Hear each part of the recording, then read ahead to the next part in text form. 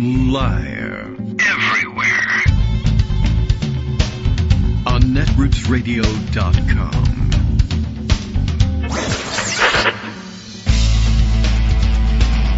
David Waldman. Kagro. In the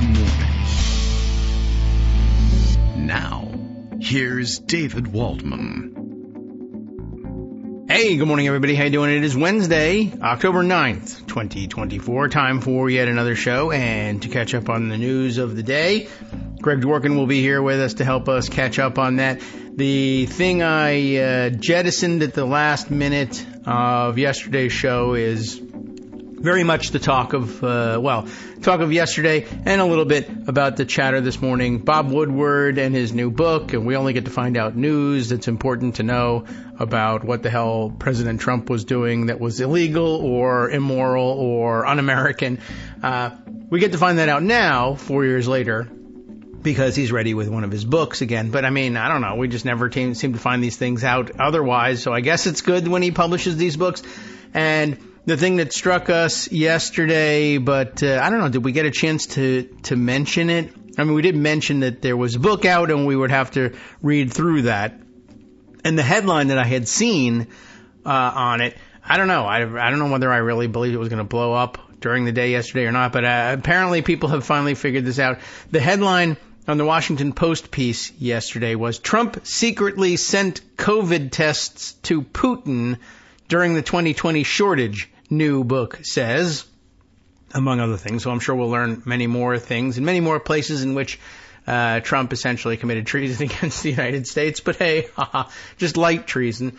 Yes, and now people, I guess, I think it must have struck them, but I guess now that they've read through the article, they're coming to realize, our understanding of the timeline of the COVID pandemic has always been a little screwy, but, there's a lot of trauma going on. Things changed quickly. And I guess people were just still thinking about, the little COVID tests that they send you in a box. Now the United States government, because it's headed by Joe Biden, sends these things to you in the mail. Thanks to the U.S. Postal Service, you can get those tests delivered to you personally. And so I guess it was sort of, the imagery arose in people's heads about tests like that. But we're talking in the early stages of the pandemic when there were no home tests available. You had to go and get tested by a doctor. And at that point, that meant, one, the testing mechanisms were few and far between. And two, I don't know if you have this memory or not. Maybe you did do this, maybe you didn't. But while my family, and maybe your family too, was sitting in the car for hours on end waiting in a miles-long a line to go through a drive-through testing site that had been set up by the county. While we were doing that and waiting because the only testing machines around had finally made it to the county health departments, and people could, as we said, wait in line in cars through a parking lot line that snaked through a county parking lot and the streets leading up to it, and the police were blocking off the roads, et cetera, only to get the first tests that had been available to the family. Vladimir Putin was testing, I assume, in the comfort of his own home or the Kremlin or one of his 25 dachas or something. He was getting this equipment personally sent to him by Donald Trump. The expensive stuff that they were using to test people who were coming to visit at the White House, the stuff that you had to wait in line for hours to get a test because there were no home tests. And meanwhile, yesterday was also the fourth anniversary of Trump coming home from the hospital at Walter Reed and announcing, one, that he had somehow miraculously survived, but announcing that everybody in America, all the vulnerable seniors in America, would get the same miracle drug cocktail that had saved his life. All you vulnerable seniors. And I still can't find the video of this one. I think there were at least two different videos that I very clearly recall, and maybe I'm making it up in my mind, his invoking the military, saying that he was going to mobilize the military. Our great American military will deliver this miracle drug to all the vulnerable seniors, et cetera, et cetera. Then, of course, he went inside and watched television, and that was the end of the promise. Meanwhile, a few months later, it was Joe Biden in office, and it was Joe Biden who actually did something to deliver people things that they needed to deal with the COVID pandemic. Masks and tests and mobilizing the U.S. Postal Service to mail tests for free to people all across America just for the asking. You didn't even have to be Vladimir Putin in order to get the president's attention with the COVID pandemic. So that's kind of surprising. We'll see what else, I'm sure, is uncovered in the latest Woodward book.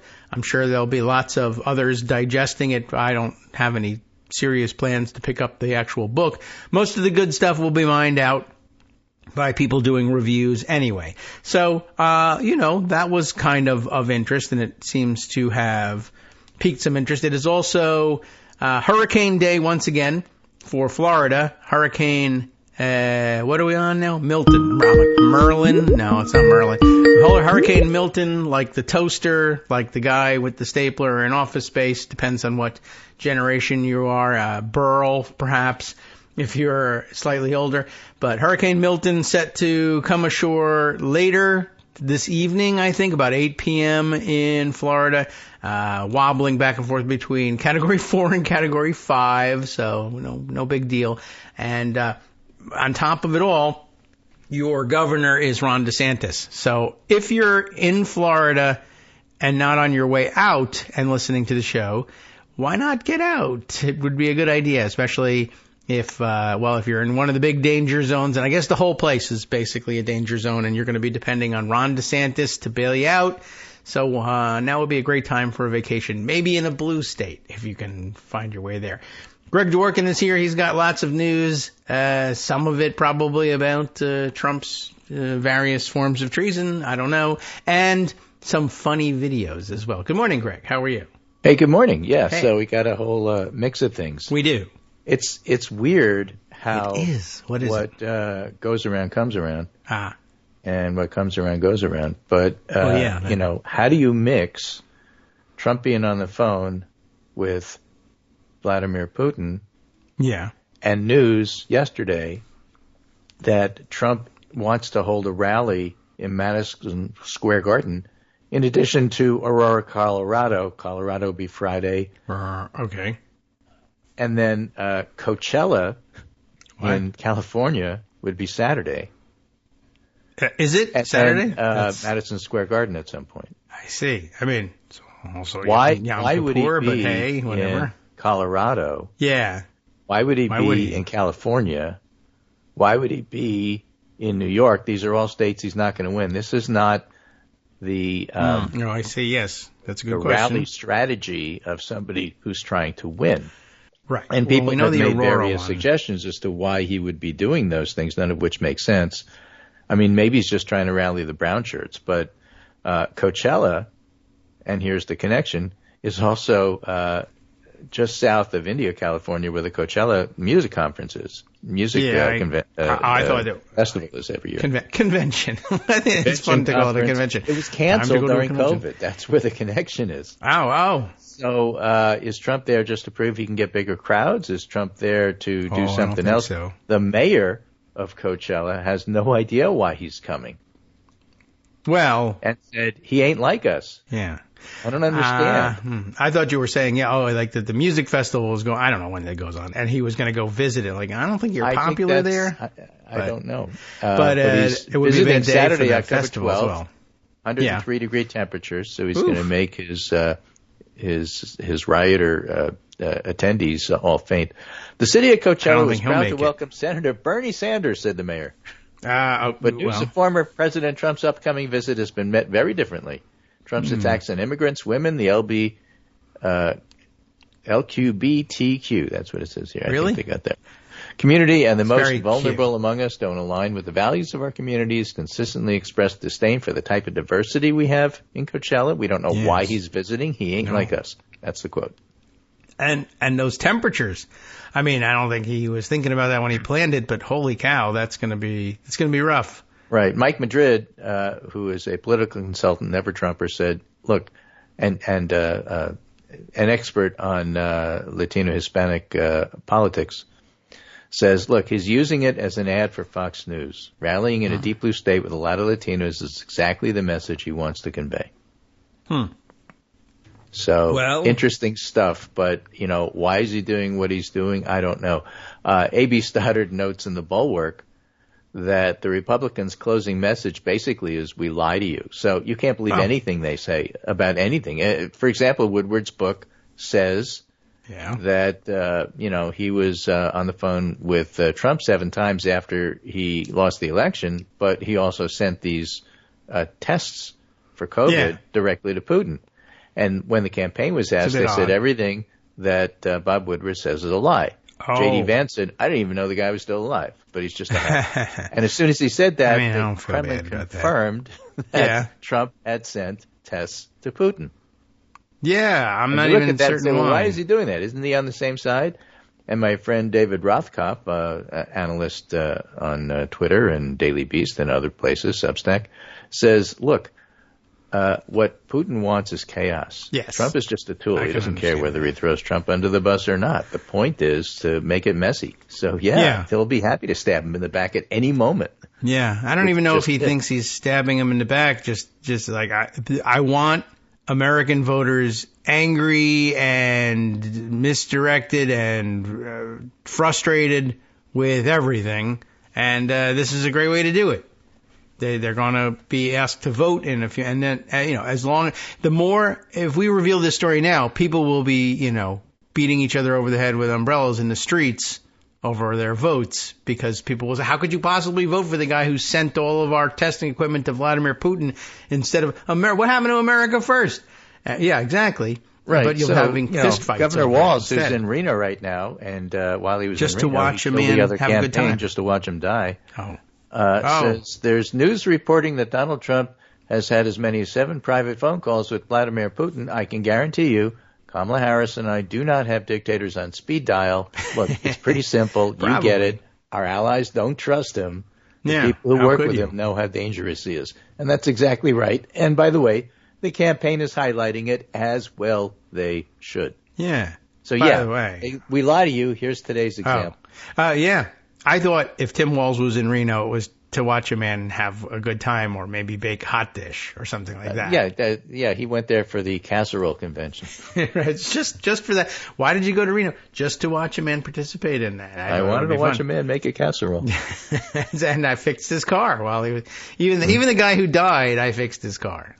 So the sales proceeds went to the estate. I'm a very nice fellow. Right. Okay. So.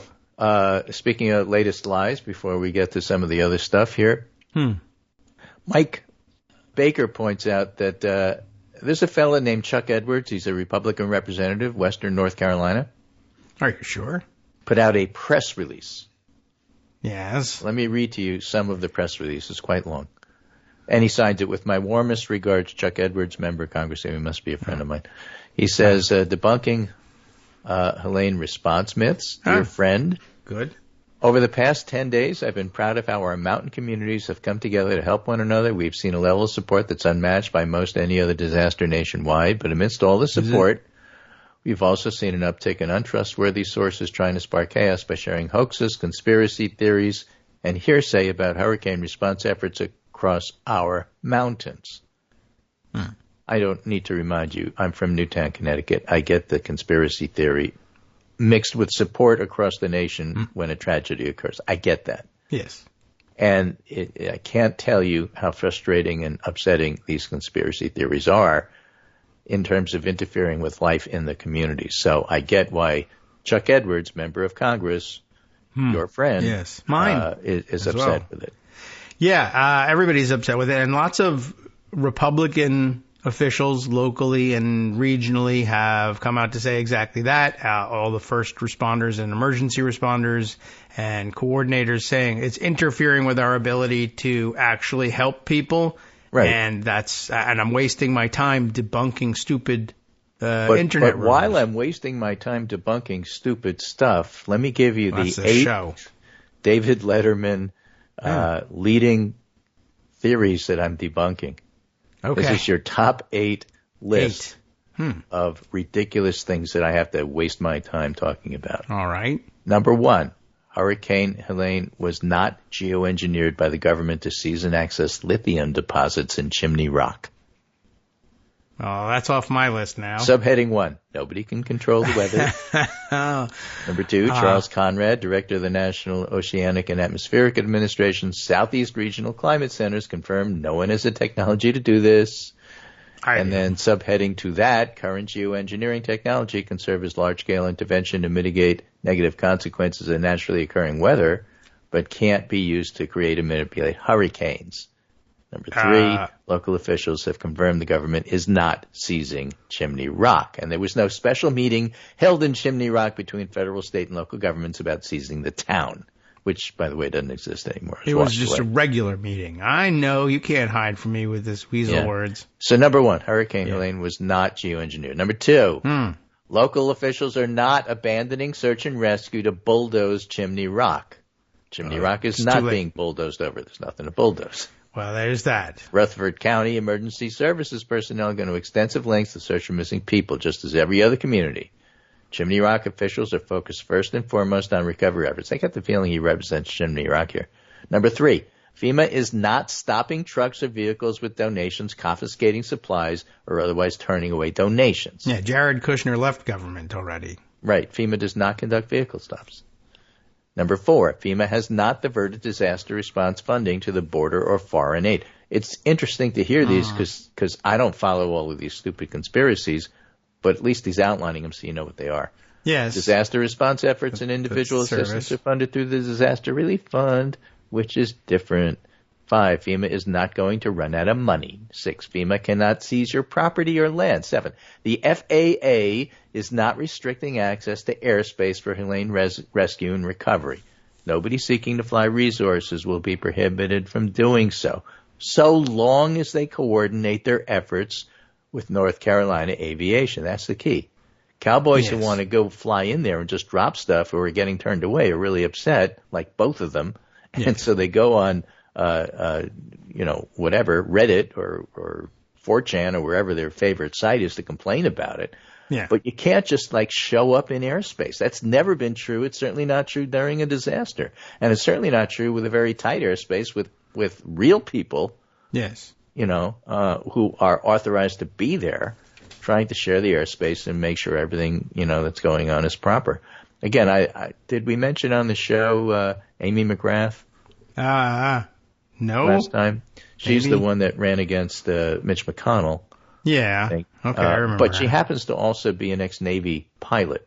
That's why she ran against him. And she had a whole series of discussions about, let me explain to you how things actually work in a disaster. I think she was a helicopter pilot. If not her, somebody else was doing this.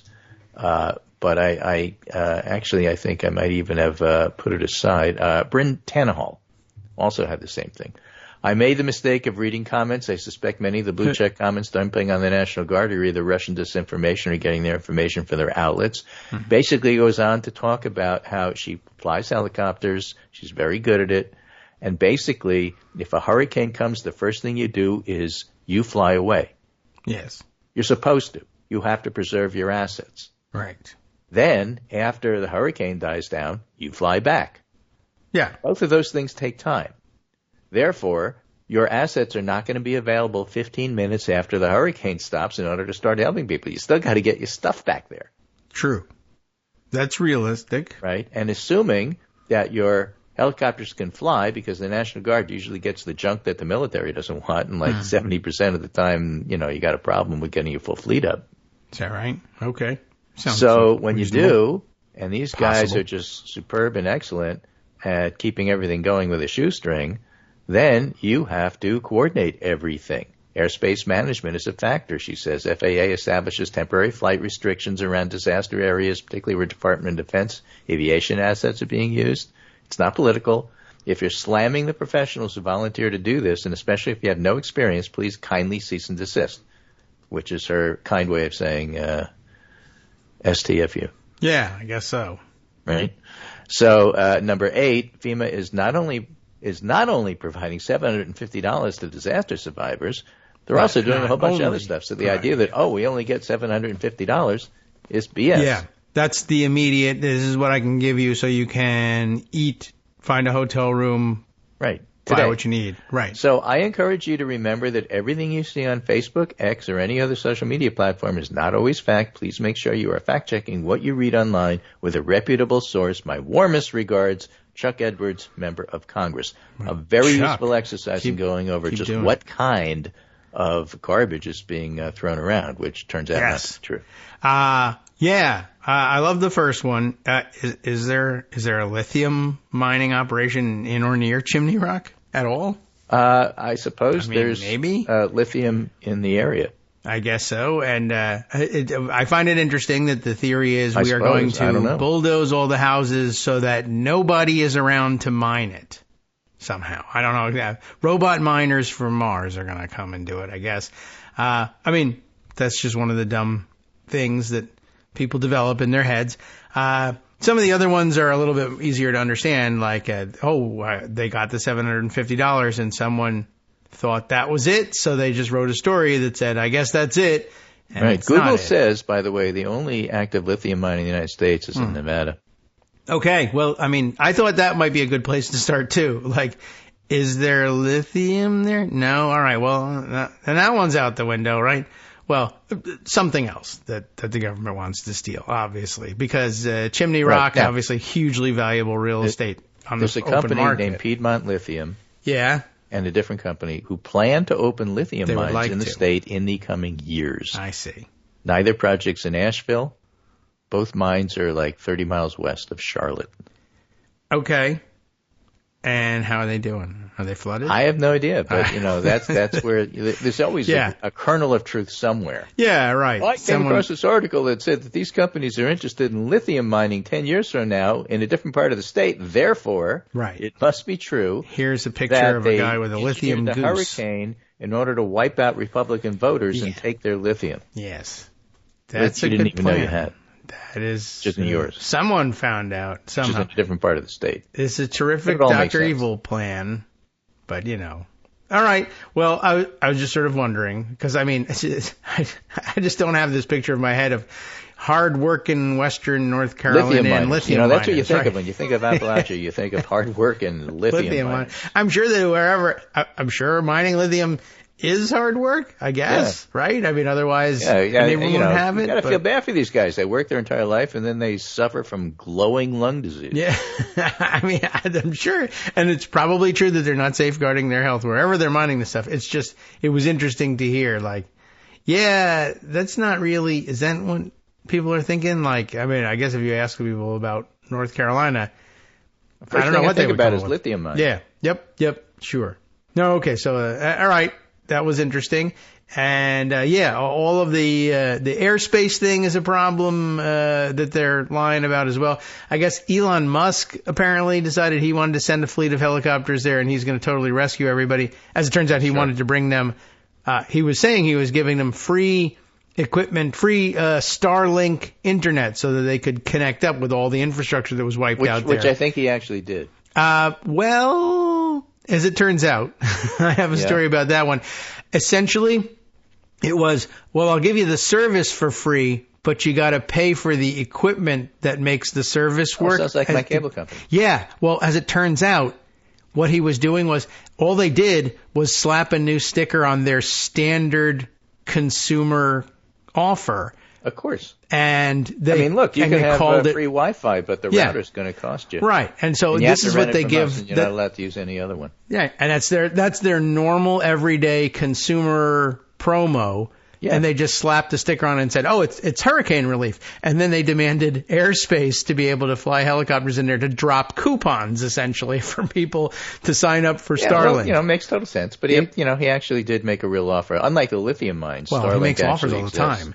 That's true. There is at least that. But it also reminds me very much of his offer to, I'm going to manufacture ventilators during the COVID crisis. Well, here's some CPAP anybody machines. in Western North Carolina who needs to evacuate, I will make sure they can get into these underwater caves in Thailand, which I have engineered a submarine to go rescue people from. Right. Yeah. So he's constantly making big claims. He's going to help everybody out, and then either nothing materializes or something other than what he said. But I got an article tucked away about, as it turns out, this is the same offer you'll get in the mail the rest of the country. And by the way, anybody who's really in bad shape and doesn't have a place to to live. I'll give them a free cyber Etzel so that they could live function briefly as a boat. I mean, you can't drive it, but it looks like a boat. Right. So, yeah, he's getting in the way, ruining things, and making it impossible to carry out actual rescue and resupply operations. Right. Well, but so are the people with the rumors. So I just thought it was important to debunk the rumors, but also, all right, for those of you unfamiliar, tell you just how many different rumors there are. So there's at least 8, which we outlined. Right. And we need 2 more, so then you could have a David Letterman top 10. All right. Well, one is Starlink, and the other is free Arby's.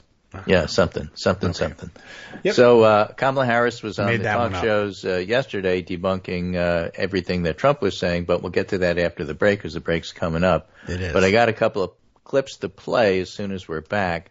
And the first one I want to do is actually Stephen Colbert's intro. She did The View, she did Howard Stern, and she did Colbert yesterday.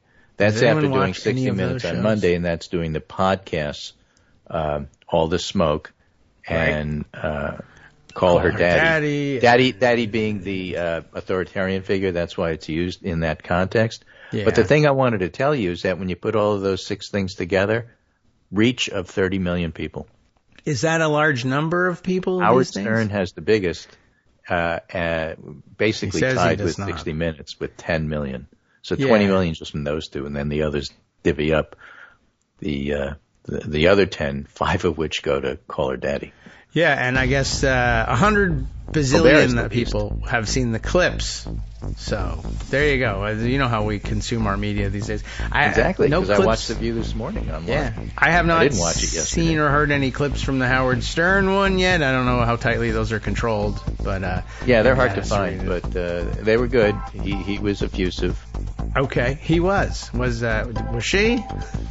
Well, probably a little more tightly controlled. Okay, we'll be right back after this and play some clips. Hi, I'm Scott Anderson, the guy that writes the daily summary for this show, Kagro in the Morning. Thank you to everyone that supports this show. Many of you send donations through PayPal, Patreon, Square Cash, Radio Public, and so on. Some of you write your own essays and send them in, or read articles with your own commentary. We appreciate it. Now, some of you are listening to this and thinking, I'd like to help, but isn't there something I could do that wouldn't require money or effort? Why, yes, there is. You can just like us. On Daily Coast, they call it the recommend button. YouTube has a thumbs up. There are hearts and likes and love buttons. Tap our love button. Tap our love button every day. Share our shows and summaries on Facebook and Twitter, YouTube and iTunes, Stitcher and Amazon. Most of these places allow you to write a review, so a sentence or 2 would be great. Recommend us to social media, or tell your friends to listen to the show. You aren't just helping us, you're helping them find their new favorite thing to listen to. You could change the world. So thank you in advance from me and everybody else in the world.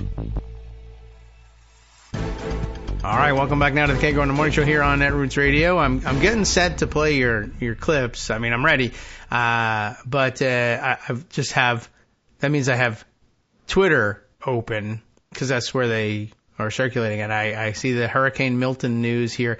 I now see also trending Pauline, and I don't know what Pauline is. Is there another hurricane I don't out want there? to look.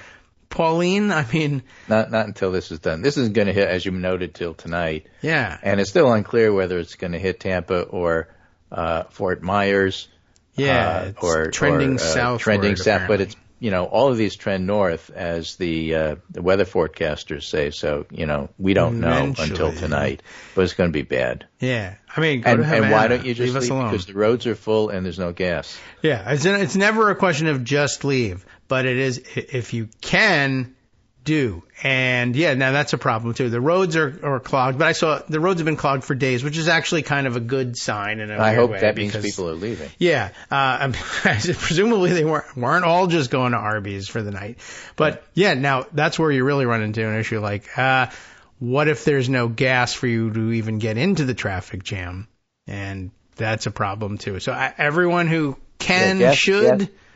But Gas Buddy was tracking this as of yesterday. 20% of Florida stations are out of gas, and DeSantis was getting Florida escort trucks to make sure that the gas stations at least were able to get some gas. But he said it's not easy and you can't do it automatically.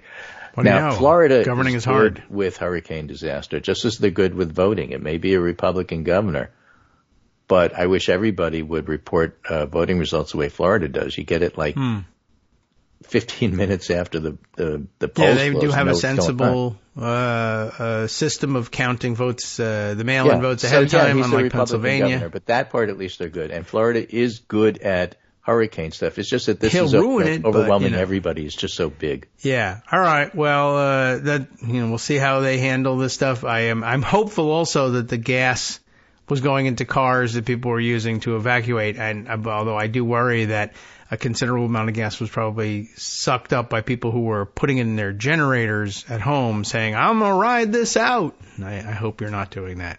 Yeah. And wasting gas that people could be using to escape. Right. So we'll have more to say. By the way, I won't be on the show tomorrow.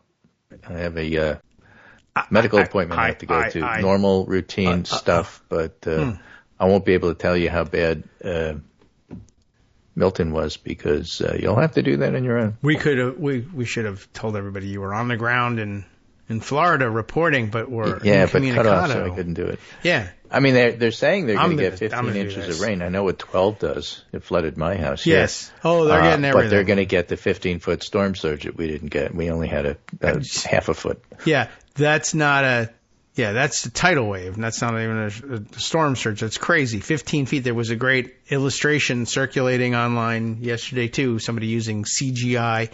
Yeah, they had done that from a few years ago, I think. Okay, when it's this high, this is what happens. This will be underwater. This will be underwater. I mean, and then if it's this high, it's even worse. If you're getting 15 feet in Florida where all the low-slung houses, you can't even escape to your roof in 15-foot surge. So please leave. Anyway. If you can. News. Yes. So turning to politics. Right. Oh, yeah, the last topic. Part of the blitz, and she's doing Univision on Thursday, so there's more this week. But of the she'll probably be on television a lot. Yeah, but why doesn't she do interview? Because this is just so much better. Each one targeted at a different group. And what I found interesting is that she didn't say the exact same thing on each one. Wow, she can improvise and she talked respond about to the questions. On the podcast. She talked quite a bit about policy when she was on The View for the suburban ladies. Yeah. And on Colbert, she was just, funny and herself and went wherever Colbert wanted to take it. So this is the intro that Colbert gave last night. Remember, he is on CBS. 60 Minutes is on CBS. 60 Minutes has a really famous intro that they do with the ticking clock. And they had Scott Pelley. I'm setting up the visuals because you can only hear the audio. They had Scott Pelley at the very beginning of 60 Minutes sitting on his bar stool with no desk in front of him, no bar in front of him, with the 60 Minutes background, making it look all official and such. And he explains that Trump declined to come, which is really unusual.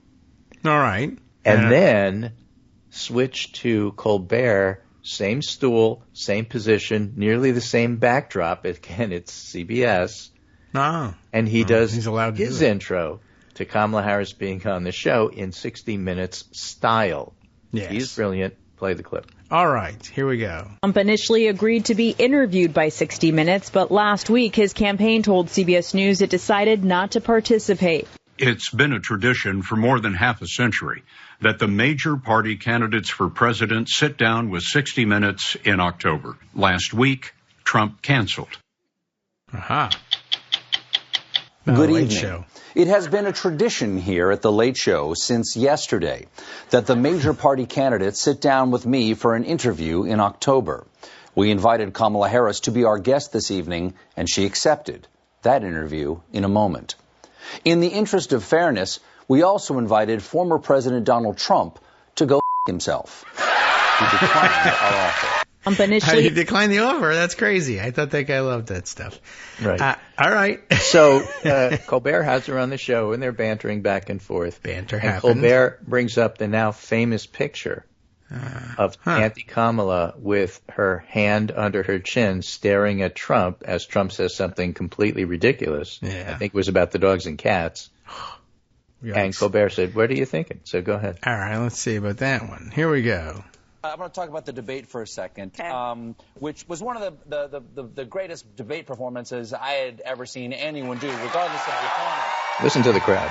Yeah. I want to ask about this. Put some more volume here. Can you tell us, this moment went viral from the debate. Can you tell us what you're thinking at this moment right here?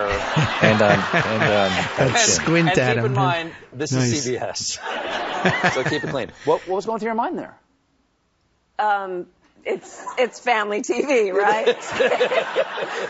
It starts with a W. There's a letter in between, and then the last letter is F. I get you. What the fire truck is this guy talking about? Right. So basically that's how the whole interview went. Completely comfortable in her own skin. It was really, it was a warm interview. They know each other. She's been on the show before. She's been on The View before. All this stuff about how she's afraid to go on this stuff is just garbage. And that's what, the whole 30 million people, 6 event, blitz that she's done between the weekend and now, including Univision tomorrow, is really all about. So, it's good stuff. And, it's funny because I had somebody online say, well, I don't understand why she didn't do this 2 months ago. Well, 2 months ago was August 9th. Yeah. Right? And she didn't get the nomination until August 21st, which is when the DNC was. People forget just how short a period of time this has been. Yeah. I know it seems like it's forever because every day we wait for the next poll. So it's like, oh, my God, it was that last one that I got 15 minutes ago. Wasn't that like 2 years ago? It's only been not even 2 months since she got the official formal nomination from the Democratic National Convention. Yes. And so what she's done in that less than 2 month time is nothing short of amazing. So the idea that she should have done this when?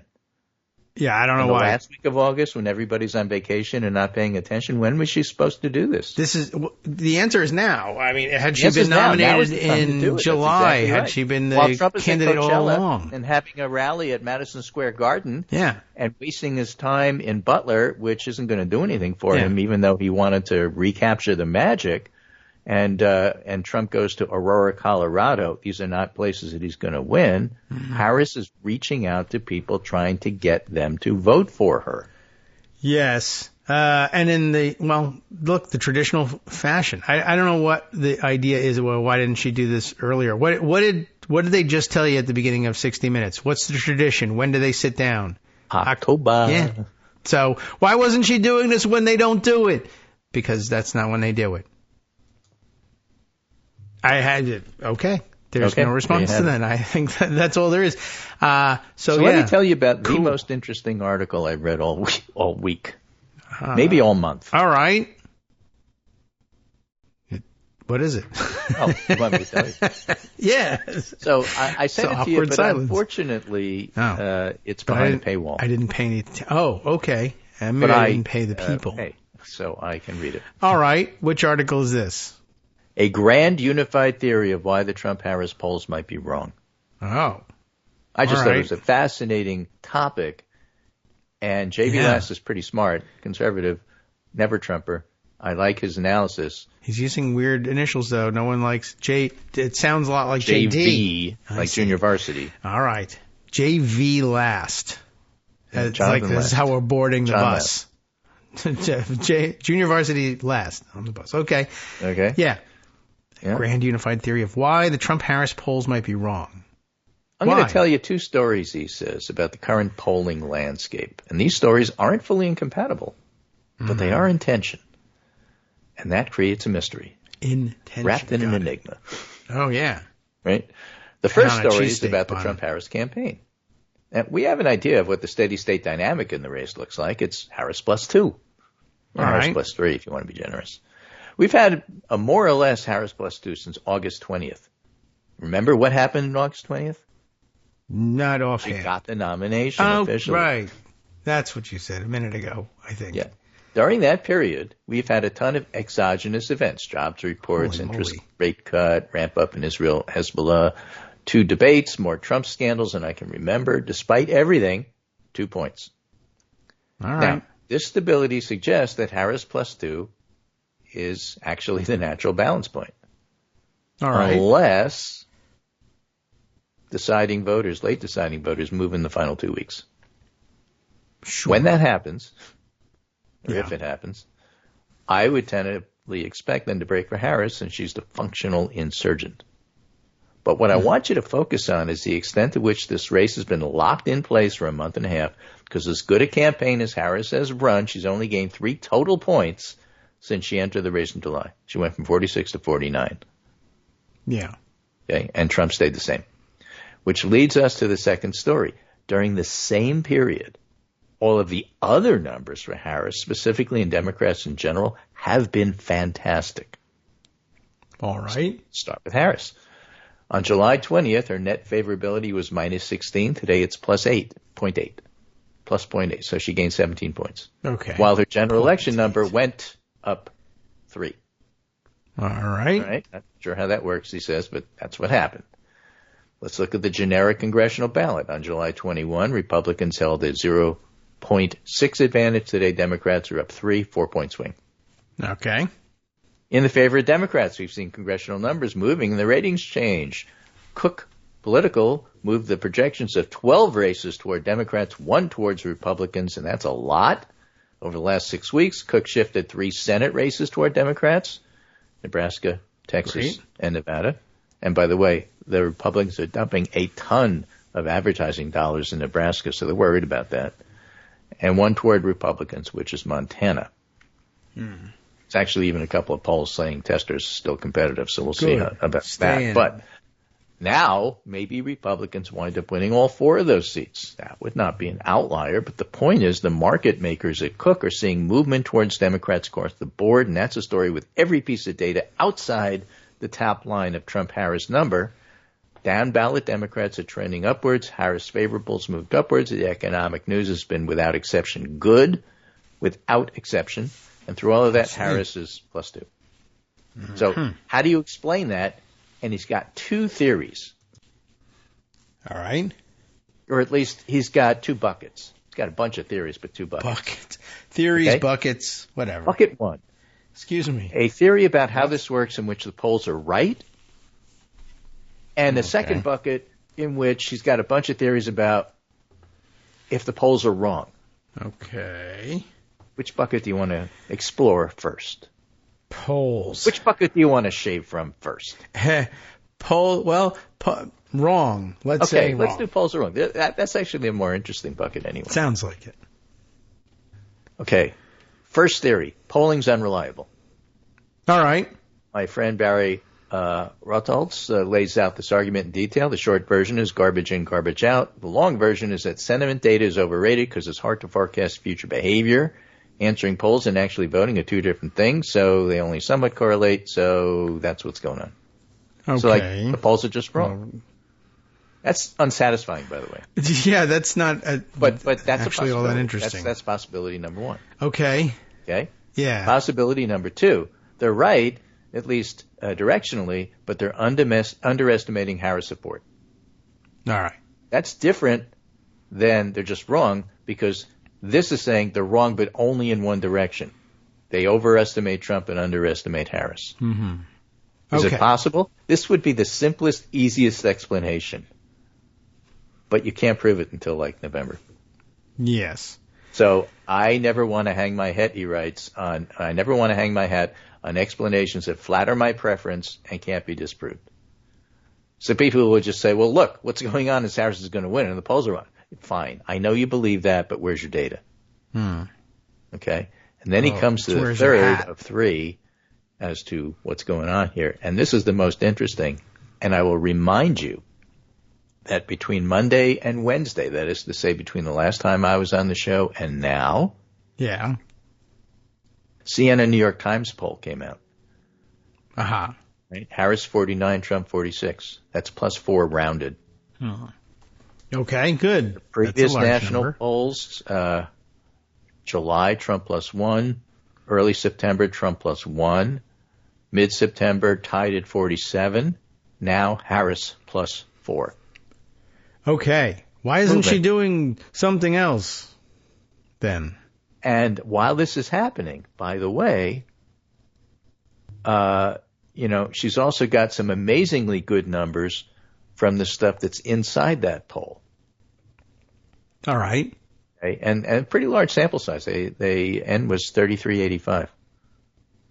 Okay. Seniors. All right. Harris now leads seniors by 2 points, 9-point gain since their last poll. Hey. Non-college grads. Yeah. Harris trails by 11. That's a 7-point gain from where she was. Yeah, it's hard to understand that as a good number, but I see what you mean. You're not going to win, but you have to keep your margins lower. Yes, right. Midwest. Harris now leads by 7. That's a 16-point gain. Midwest. That seems as in Wisconsin, large. Michigan, and Western Pennsylvania. Yes. Hot dish. Right? Right. Walls. Self-ID Republicans.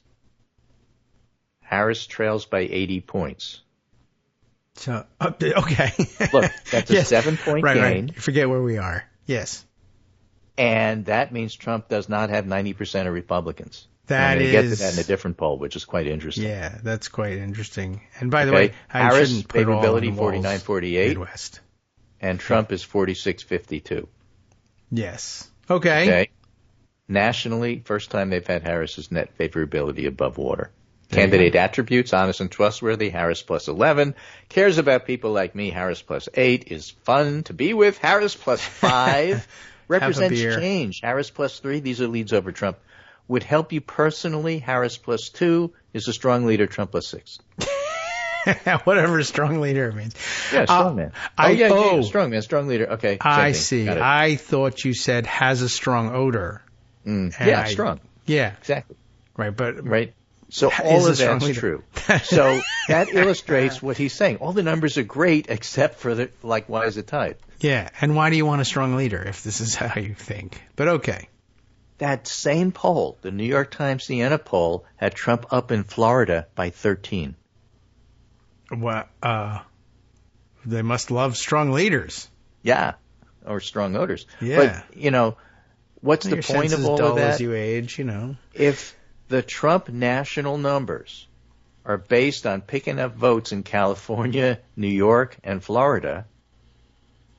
Yeah. And he can get, 2 or 3 points or 5 points in those states and not affect the Electoral College vote at all. What that means is that the difference between the national vote and the Electoral College vote is gone. It's gone.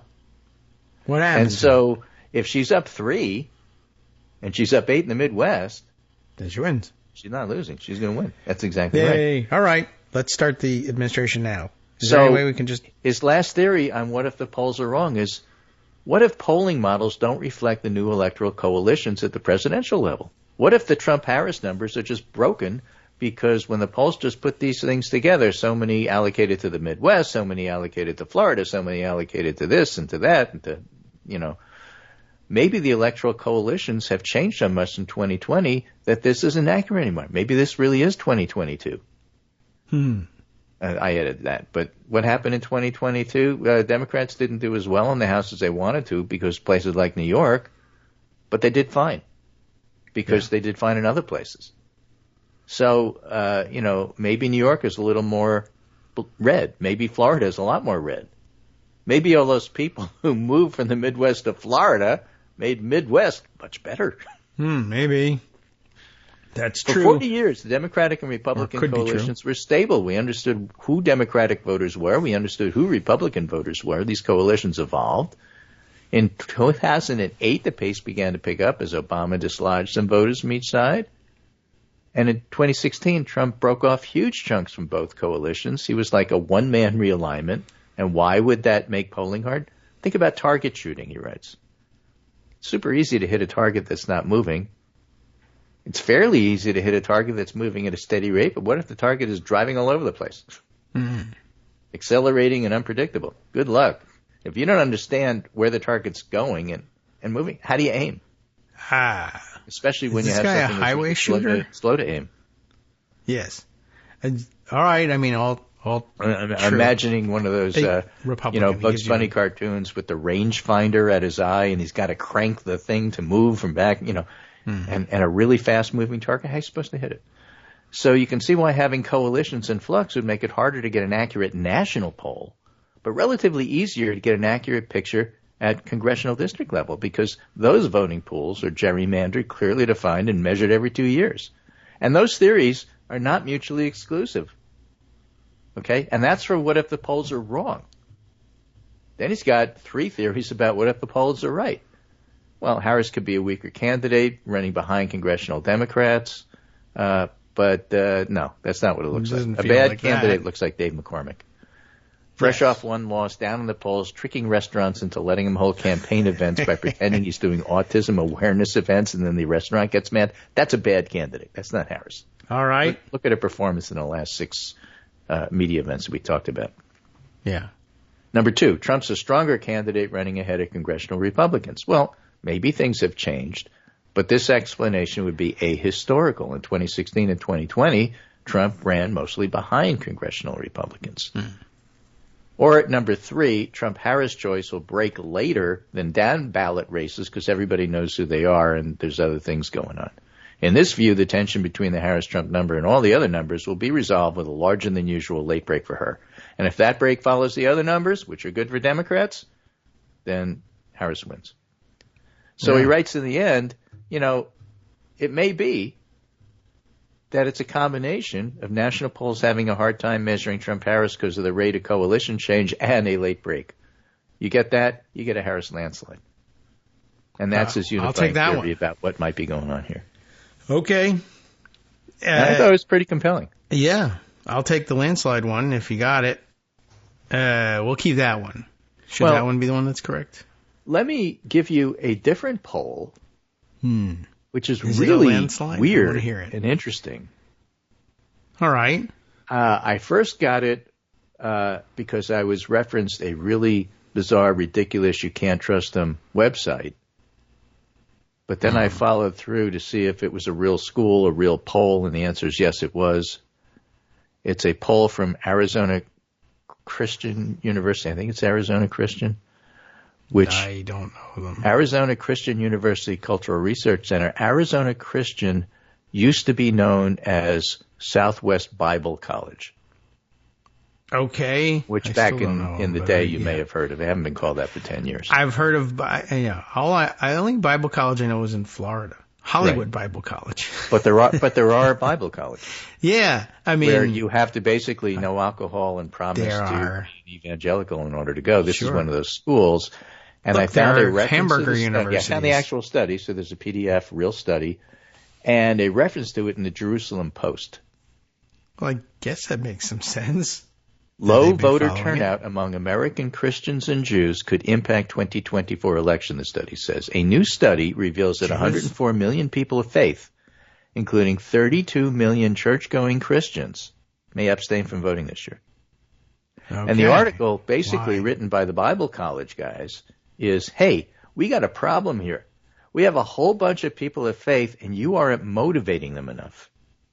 You have to get them out and get them to vote because we're going to lose if they don't get to the polls. And they're telling us they're not going. Yeah. Who's going to lose, though? Trump. Okay, that's the we. They're not going to the polls because Trump is so disgusting. What do you mean we? Okay, let me read to you a little bit from this. All right, fine. Christian church-going voters have historically supported the more conservative major party candidate in the presidential race and appear poised to do so again this election cycle, but with fewer of them casting a ballot. The research indicates that as many as 104 million people of faith are unlikely to vote. And among those, 32 million self-identified Christians who regularly attend church, they won't cast their ballots. If that expectation holds true, the impact bodes more poorly for Trump's prospects than Harris. The surveys also revealed large numbers of Christian churches have distanced themselves from the election, refusing to even encourage congregants to vote and avoiding teaching related to many of the key social issues that will determine which candidates people will support. Now, they say this is a bad thing. Of course, I see this as a good thing. Yes. Well, Trump told them they wouldn't have to vote anymore, and maybe they're just knocking off early. Right. Other significant reasons for the heightened disinterest include the aging out of boomers and elders, 2 generations that were highly involved in past elections, the Ralph Reed people, alongside the emergence of the less politically energized millennials and Gen Z, public dissatisfaction with the quality of government, and the widespread expectation that the results of the election will be manipulated by illegal behind-the-scenes activities, so why bother? Why not a belief that they will be manipulated by God? Yeah. Historical data indicates that turnout among the voting age population was about 54% in 2012, 55% in 2016, 61% in 2020, and by their calculations, it'll be closer to 50 than 60. Well, all right. So if you have a low turnout election with the energized people being on the Democratic side and not the Republican side, and go back to what I told you about what the polling is showing, that's encouraging. Now, none of that's proof. You can't know any of this until the election happens, but it's a fascinating study I haven't seen anywhere else. And boy, if it's true, big if. Yes. But if it's true, that's highly significant. Yeah. It would be fine by me, and I guess it's understandable. I mean, it's really been difficult to think of. If you're a serious church-going conservative Christian, you've been wondering, well, where are the people who are going to say, oh, no, actually, the guy who's having sex with porn stars is not the one for me. You've always wondered when that was going to happen, and I guess now? But you're tricked because there's a couple of loudmouths who are willing to say, I'm for him anyway, and they're all over Twitter. But as it turns out, the millions really aren't interested. Right. So remember, Aurora, Colorado for Trump on Friday, Coachella, California, Saturday. Yes. Then he's doing Madison Square Garden, and I fully expect he'll do Hawaii soon. I mean, like, Guam. What's the point? What is he doing? Don't know. I don't know. I know why he's doing Aurora. He's trying to capitalize on the racism thing, just as he was trying to do with Springfield, and Ohio. Latinos for Coachella. Yeah. Madison Square Garden, the brown shirts on Long Island. I don't know. They did have harkening back to the pre-war Nazi rally in Madison Square Garden. Yeah, everybody's pointing that out. That could be it. I don't know. Well, we'll find out. By the way, the screenshot has a mistake in the chyron. It refers to Coahuila, which is really maybe pretty good. No, they make in a hurry. All right, welcome back now to the Kagro in the Morning Show here on Netroots Radio. Let's see. I have no particular plan for the order in which we're going to run through items today, but perhaps we'll try to get a broad sampling. Even though my usual MO is to read the entire article, because you never know what you'll turn up, and it's interesting sometimes to see what gets featured, what gets buried, and then ask questions about why that is the case. But top of the list for the moment. Because I don't know why. Because we discussed this yesterday. The Trump Bible thing, where Oklahoma's Department of Education wanted to procure the 55,000 Bibles, but only of a certain description. And as it turned out, only the Trump Bibles actually fit that description, almost as if the description was written of a Trump Bible, such that there could be no other apparently legal acquisition. Anyway, there's something else that we need to know about these Trump Bibles, in addition to the fact that they only print part of the Constitution in them, and of course the fact that they also print the Pledge of Allegiance in there, which is not even a founding document, so there's really no particular excuse for it, and also everyone knows it by heart. It's a big joke that for that reason in the country everybody knows it by heart, and even kindergarten kids who don't understand the words of it know it by heart. Really no reason to print it in a Bible at all. But there it is. But the new twist on it here in this AP article about, it's headlined this way. Trump has long blasted China's trade practices. He's blasted China about everything, with the exception of their leader's love for the most beautiful chocolate cake you've ever seen.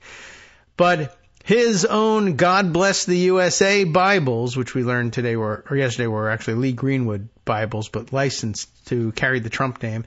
The God Bless the USA Bibles, printed in China, which you probably guessed before I even got to the end of the headline. Here is a very large close-up picture of one of these Bibles, And there's a new edition, I guess, out. Remember, of course, they have to be bound in leather or some leather-like substance because these are made in China and probably rather cheaply. So they needed some leather substitute. So they threw that into the description of the procurement, the RFP, in Oklahoma. Leather or something leather-ish will do. This one is a embossed leather cover that reads, of course, the title of the book, Holy Bible. But up top it reads, Donald J. Trump, 45th President of the United States of America, the day God intervened, July 18th, 2024. And I believe that's them saying God intervened in the assassination attempt.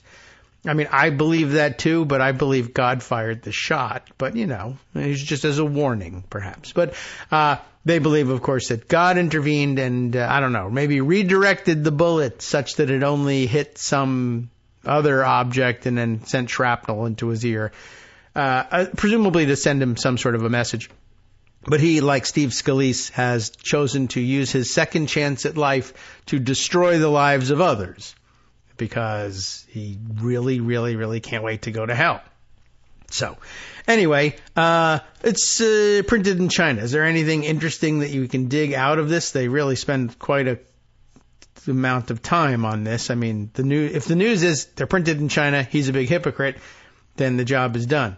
Thousands of copies of Donald Trump's God Bless the USA Bible were printed in a country that the former president has repeatedly accused of stealing American jobs, like printing Bibles, and engaging in unfair trade practices. China, as he likes to say. Global trade records reviewed by the Associated Press show a printing company in China's eastern city of Hangzhou shipped close to 120,000 of the Bibles to the United States between early February and late March.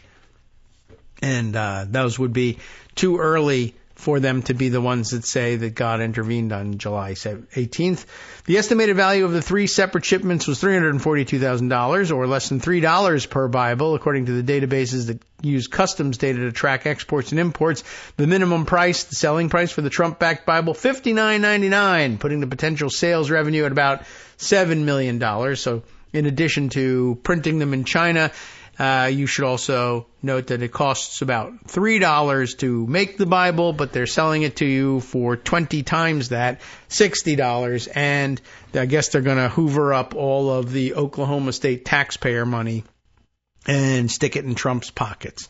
The Trump Bible connection to China, which has not previously been reported but probably imagined by everybody who gave it a moment's thought, reveals a deep divide between the former president's harsh anti-China rhetoric and his rush to cash in while campaigning. The Trump campaign did not respond to emails or calls seeking comment. They should have burned a bush and then used a hidden, speaker to say, you are commanded to answer our questions about the provenance of these Bibles, print-wise. I don't know. What would be convincing? Thou shalt answer our questions. Has to be done in King James English.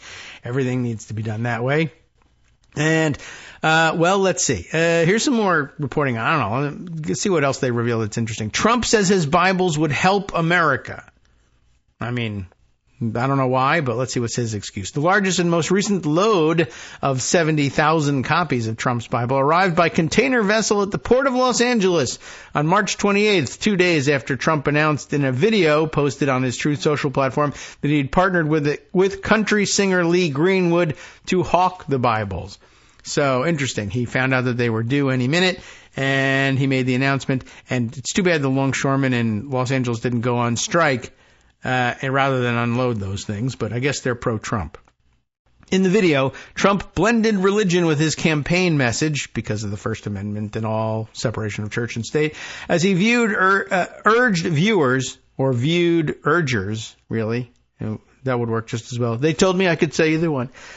They urged viewers to buy the Bible inspired by Greenwood's ballad, God Bless the USA, thereby naming it God Bless the USA Bible. The Bible includes copies of the U.S. Constitution, Declaration of Independence, Bill of Rights, and Pledge of Allegiance.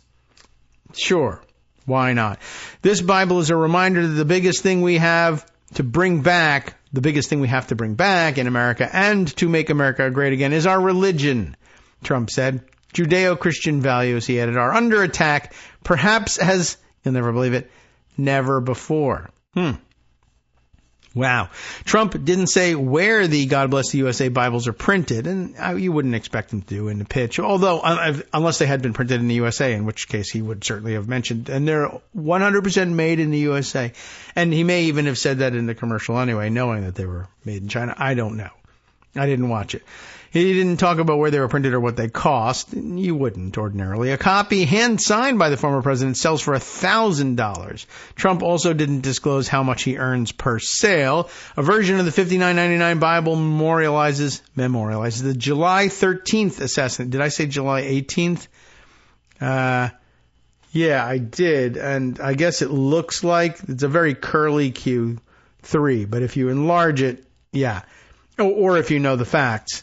I guess. I don't really remember what the date was, but it looks like July 18th, the way it's embossed, but apparently it is July 13th, and that's kind of weird and gross too. But that's Trump for you. So where were we with this? Right. One version memorializes the July 13th assassination attempt on the former president in Pennsylvania. Trump's name is on the cover above the phrase, "The Day God Intervened." The wording appears to have been stamped on after the Bible was produced. Trump said on Saturday his would-be assassin did not succeed by the hand of providence and the grace of God. He was shot by cops, of course. The Bibles are sold exclusively through a website that states that it's not affiliated with any political campaign, nor it is owned or controlled by Trump. A photo posted on the website shows Trump sitting at his desk in the Oval Office with Greenwood standing beside him. In another photo, the former president smiles broadly while holding a copy of the Bible. Vanna White style, I guess. Trump's name and image are licensed, is the next section. The website states that Trump's name and image are used under a paid license from CIC Ventures, a company Trump reported owning in his most recent financial disclosures. So that's sort of an interesting thing. The website says it's not affiliated with any political campaign, nor owned or controlled by Trump. It is instead controlled and owned by a company that is controlled and owned by Trump. CIC Ventures, you will recall, I think we've gone over this before, Commander-in-Chief Ventures. Isn't that funny? And isn't that the sort of thing that would be ordinarily used as evidence against you in court that you were violating emoluments clauses or whatever? But okay. Why call it CIC Ventures? CIC Ventures earned $300,000 in Bible sales royalties, according to its disclosure. It's unclear what period that covers or how much Trump received in additional payments since the disclosure was released in August. AP received no response when they asked questions, blah, blah, blah, of Greenwood's publisher or publicist. For years, Trump has castigated Beijing as an obstacle to America's economic success, slapping hefty tariffs on Chinese imports while president and threatening even more stringent measures if he's elected again. This, of course, is going to, by the way, stringent tariffs will just raise the cost of his Bibles. It will be very interesting to see whether they remain at $69 or $59.99, or if Trump were to increase the tariffs by 200%, whether he will pass the costs on to consumers or wait for China to pay him. We'll see about that one. Is the rest of this, let's see, he accused them of engineering and being behind the COVID-19 outbreak. He sells pitching Bibles as one of a dizzying number of for-profit ventures he's launched or promoted, including diamond-encrusted watches, sneakers, photo books, cryptocurrency, and digital trading cards. The web of enterprises has stoked conflict of interest concerns, or actual conflicts of interest. In fact, selling products at prices that exceed their value may be considered a campaign contribution, said Claire Finkelstein, founder of the nonpartisan Center for Ethics and the Rule of Law. So much for the rule of law. You're out of business. And law professor at the University of Pennsylvania. You have to assume that everything that the individual does is being done as a candidate, so that any money that flows through him to him benefits him as a candidate. Suppose Vladimir Putin were to buy a Trump watch. Is that a campaign finance violation? I would think so. Yeah, well, you're all alone on that one. The courts aren't helping you yet so far. Selling Bibles, she added, strikes me as profoundly problematic, mixing religion and state. Yeah, well, it is. Potential conflicts of interest are discussed here. I mean, really, we all know about this. Let's see, anything else of interest grabbing my attention here? Chinese printing company confirms shipments. Okay. Critics call Trump Bible a toxic mix. That's news. Love of money. What do we think this is about? Tim Wildsmith, a Baptist minister who reviews Bibles on his YouTube channel. Well, in this one, there's no flood, and Noah opens a fast food franchise. I really don't like this version. Reviews Bible, okay. I mean, there's different versions, right?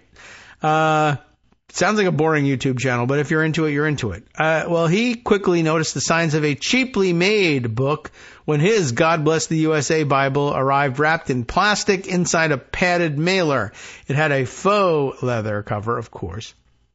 And words were jammed together on the pages, making it hard to read. He also found sticky pages, I don't know about that one, that ripped when pulled apart, and there was no copyright page or information about who printed the Bible or where.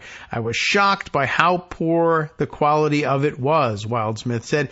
It says to me that it's more about the love of money than it is the love of our country, and it's really supposed to be about, I guess, the love of the religion.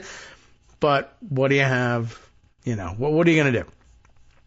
Okay, so of some interest, I think, just a little bit more about the Bibles and the situation here. Let's see what else is on tap here. Let's see. Harris, she's running for president, pounces on shocking new allegations on Trump and Putin ties. Time for us to really start catching up on that one, and I guess we'll do it in reverse chronological order. Why not? The Rachel Maddow blog, that means Steve Bannon wrote it. Harris pounces, you heard that, as Kamala Harris's new ad helps prove the shocking new allegations about Donald Trump and Vladimir Putin have jolted the 2024 presidential race. The news not only about sending him the COVID testing equipment, but how often he and Trump and Putin spoke even after Trump was no longer president, and keeping in mind they speak something like 7 times. And this is during the period that Donald Trump is hoarding classified documents in his bathroom. And who knows what's happening to this stuff. But he's talking to Vladimir Putin a lot. And ordinarily that gets you surveilled by the FBI counter-espionage unit and investigated and arrested. But you know how it is with our presidents here in America. We never like to hold them to account. We like to criticize them and say that every one of them is a criminal or a traitor, depending on which side of the aisle you sit on. But we never like to do anything about it. And the Supreme Court ensures that if you try to do something about a Republican, they will prevent it. So, anyway, let's dive in. During his presidency, this too, a good point here brought up right off the bat. Everyone wants to talk about what happened post-presidency, but while he was president, he was extraordinarily secretive about what he spoke to Vladimir Putin about also, and that's because he spoke to him about helping him cheat to win the election the first time, and would you please help me cheat to win the second time, and if we can't make it work out, would you help me the third time? You're supposed to keep that secret. I mean, it's a conspiracy against the United States, so you try to hush that up. I mean, it's sad that it's happening, but I understand why he would try to hush it up. During his presidency, Donald Trump reportedly went to extraordinary lengths to conceal the details of his conversations with Russia's Vladimir Putin. At one point, even taking possession of his own interpreter's notes after a conversation with his ally in Moscow. This, while in office, the Republican never explained the reasoning behind the secrecy. I mean, he didn't have to explain. You wouldn't expect him to explain it either. If he gave you an explanation and it was true, the explanation would be, I'm hiding my collusion with him to cheat and hold power in the United States.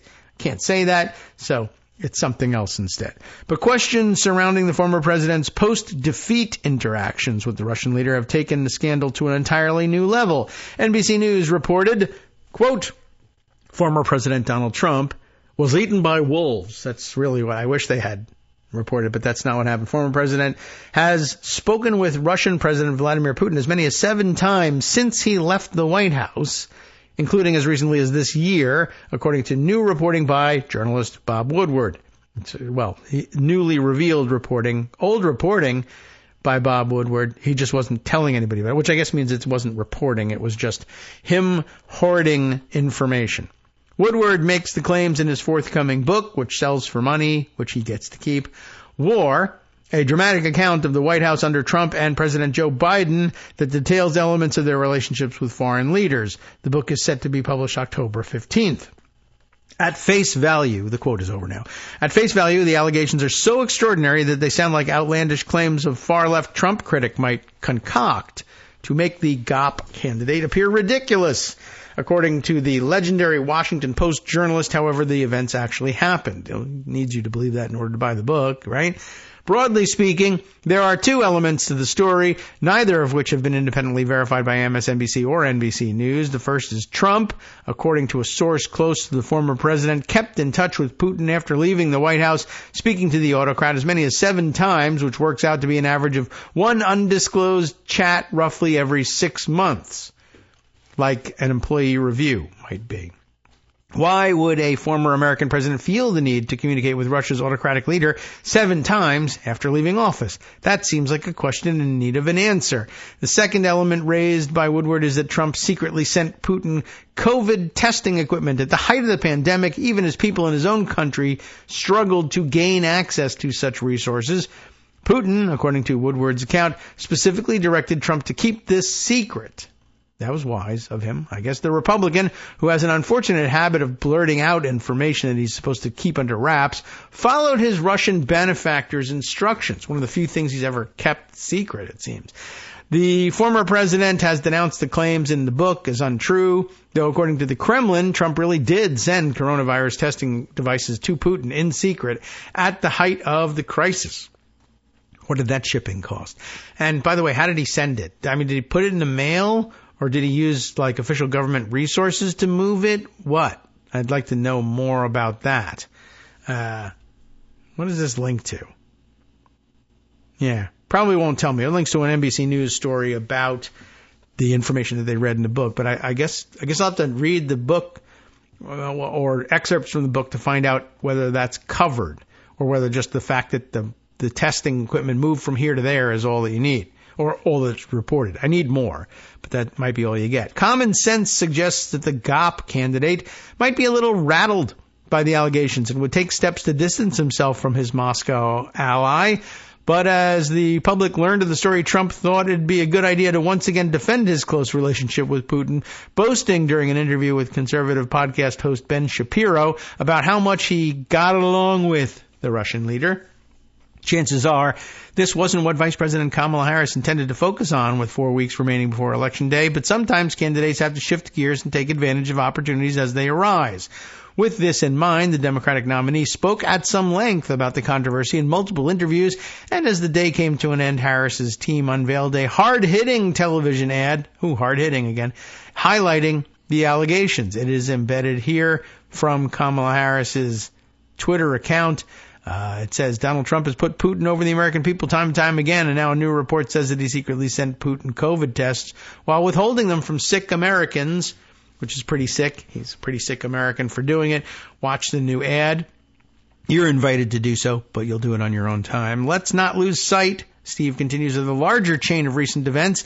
These new allegations come on the heels of Trump refusing to say whether he wants our Ukrainian allies to prevail in the war against Russia, which comes on the heels of Trump denouncing U.S. efforts to combat Russian misinformation campaigns, going so far as to characterize Russia as the victim in all of this, which came on the heels, this is, I guess, the catchphrase of the day, came on the heels of the GOP candidate talking up the possibility of lifting U.S. sanctions against Russia, which came weeks after Trump congratulated Russia publicly over a historical prisoner swap, which came on the heels of the Republican pointing to Putin for validation to justify his position in Ukraine, which came on the heels of the former American president celebrating the fact that Putin was echoing his talking points about the 2024 election and Trump's multiple criminal indictments, which came on the heels of Trump telling Pervalago audiences how smart Putin was for invading a neighboring country, which came on the heels of Trump describing Putin's invasion of Ukraine as genius and part of a wonderful strategy. He's so limited in his vocabulary. It's crazy. which, there's one more, came on the heels of years worth of Trump kowtowing, genuflecting, and repeatedly showing abject weakness toward his Russian ally. Is it any wonder why Moscow is reportedly going to considerable lengths to shape the outcome of the 2024 race in favor of Trump? I feel like saying like Dayenu, and how many wonders hath the Vladimir Putin bestowed upon Donald Trump? Well, there are many, and they follow one upon the other. Dayenu, etc. Okay. Wow. Well, that's an angle on this story. Back into the reverse chronological storehouse of stories that I wanted to share with you. Let's see. What's this one? Why do I have this? I don't know. Sometimes it doesn't. Oh, yes. Okay. Something. All right. Well, save that one for another day. I know you don't need to hear about this, but sometimes I have to click on these things to figure out what they are. The way they get stored in Pocket is a little hinky, as they said in the movie. And you got to click on it to see what's going on. All right. Man. All right. Here's the Washington Post's coverage of the upcoming release of the Woodward book, and we'll see what other tidbits are in there. We kind of have to go through this, and we might as well let it take us up to the break. It will probably take us beyond because it's lengthy, because Bob Woodward, Washington Post, you know how it goes. That was the one that was headlined with the COVID tests. And, well, let's jump in. Who's doing the reviewing work here?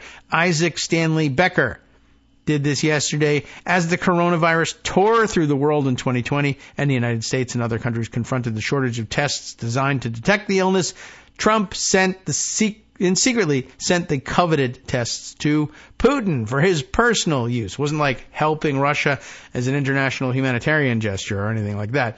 Putin, petrified of the virus, accepted the supplies but took pains to prevent political fallout. Not for him, interestingly enough, but for his American counterpart. He cautioned Trump not to reveal that he had dispatched the scarce medical equipment to Moscow, according to a new book by Washington Post associate editor Bob Woodward.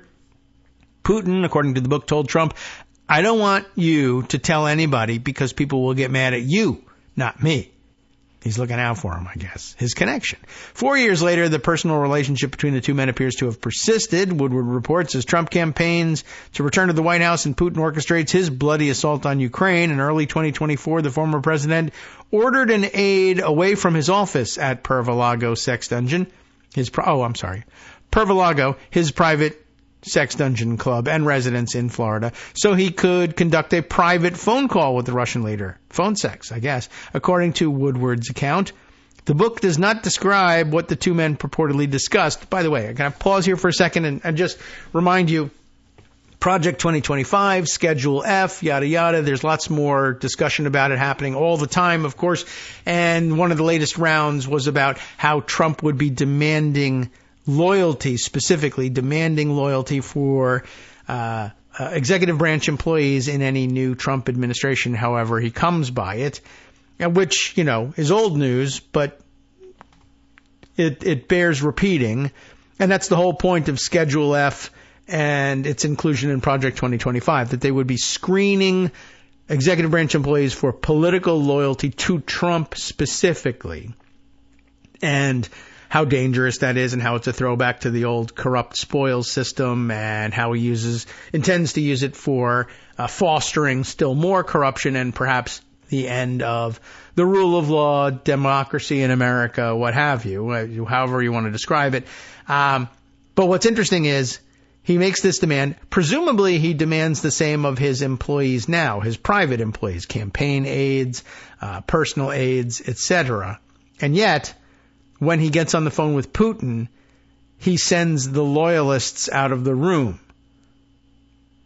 From which I can only conclude that he is aware of the likelihood either that the loyalists will one day be forced to testify against him about the content of this phone call, or that even his loyalists would be shocked at how in hoc to Putin he is, and he doesn't want them to know this. They might freak out.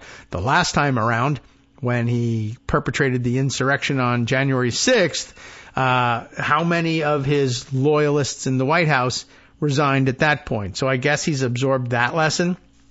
All right, time for us to break away for a minute or two here, but we'll read you another bit of the paragraph here. The book does not describe what the two men purportedly discussed, and it quotes a Trump campaign official casting doubt on the supposed contact, but the unnamed Trump aide cited in the book indicated what? Indicated that the GOP standard bearer, that's Trump, may have spoken to Putin as many as 7 times since Trump left the White House in 2021. I don't know exactly what that's based on, but maybe that's the number of times that he remembers being sent out of the room, either when Putin called or when Trump started dialing 1-800-something and time for me to leave.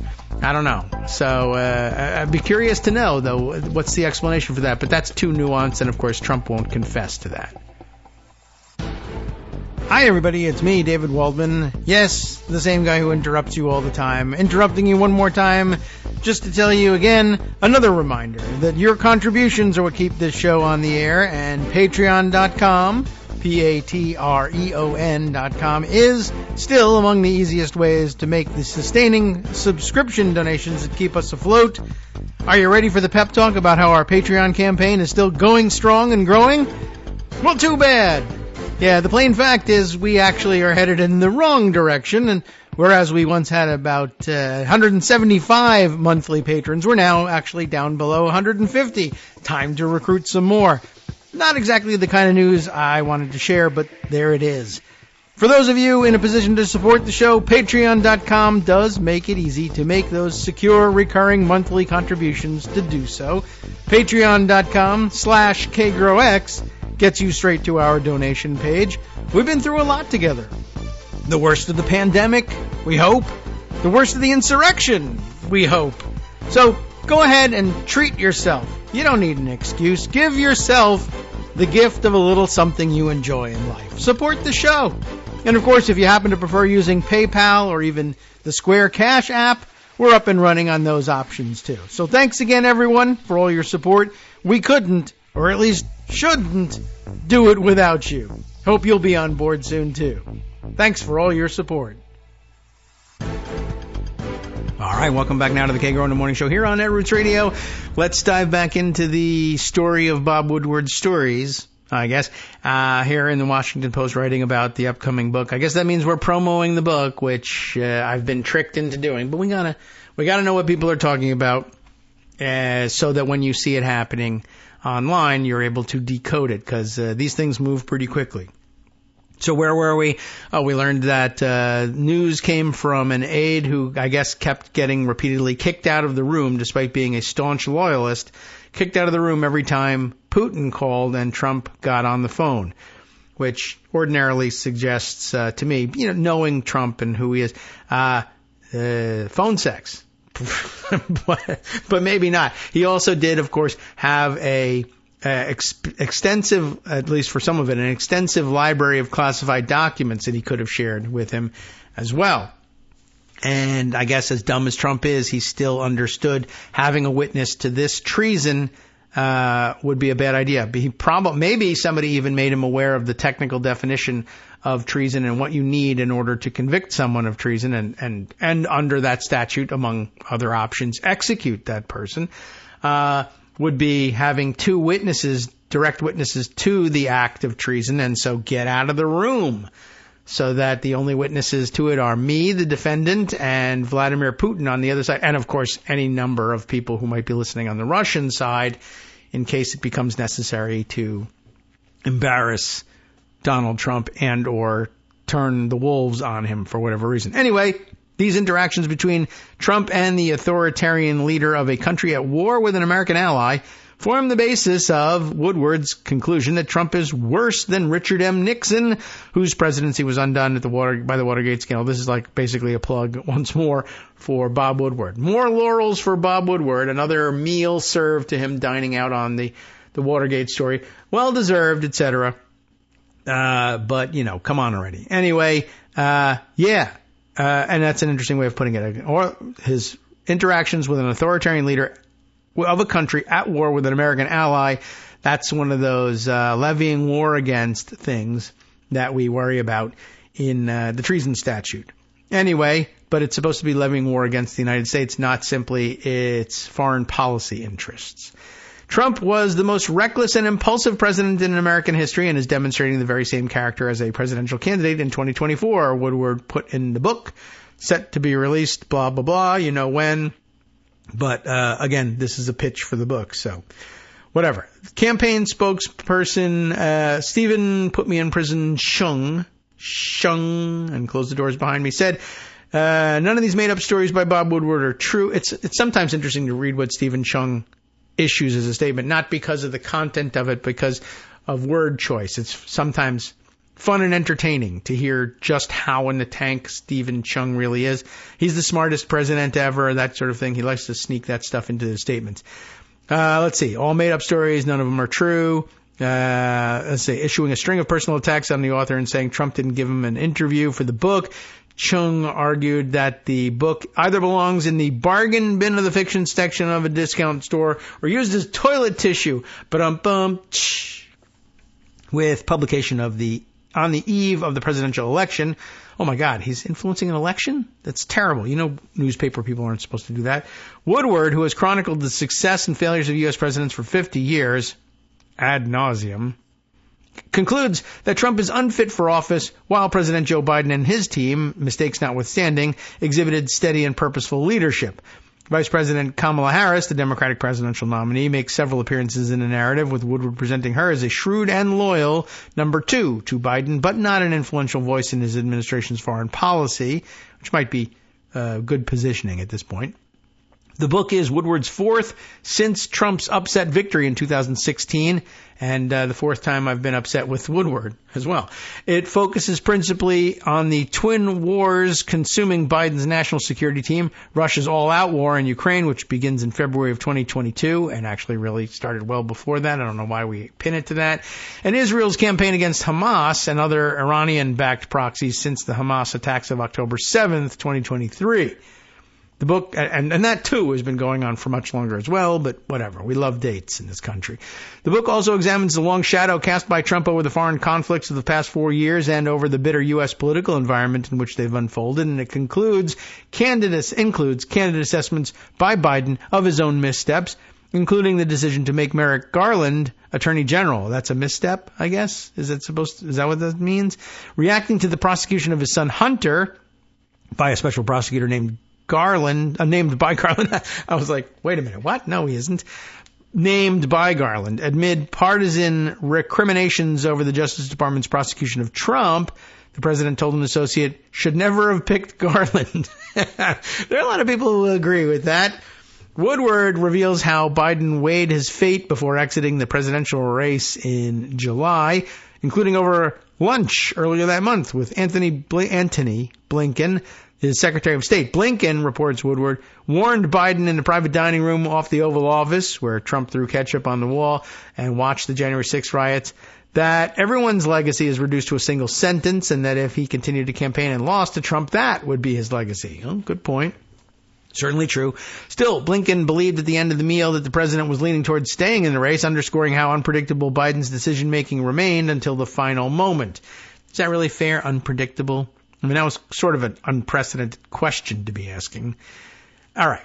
War illuminates the frantic and often failed effort by Biden's team to prevent escalation of fighting in the Middle East, fighting that the president came to see as inseparable from Israeli Prime Minister Benjamin Netanyahu's political fortunes and from political dynamics in the United States, too. According to Woodward, one of Trump's national security advisors, Keith Kellogg, secretly met with Netanyahu during a trip to Israel earlier this year, and upon his return, Kellogg publicly circulated a memo effectively blaming Biden for the Hamas-led attack on Israel. Really?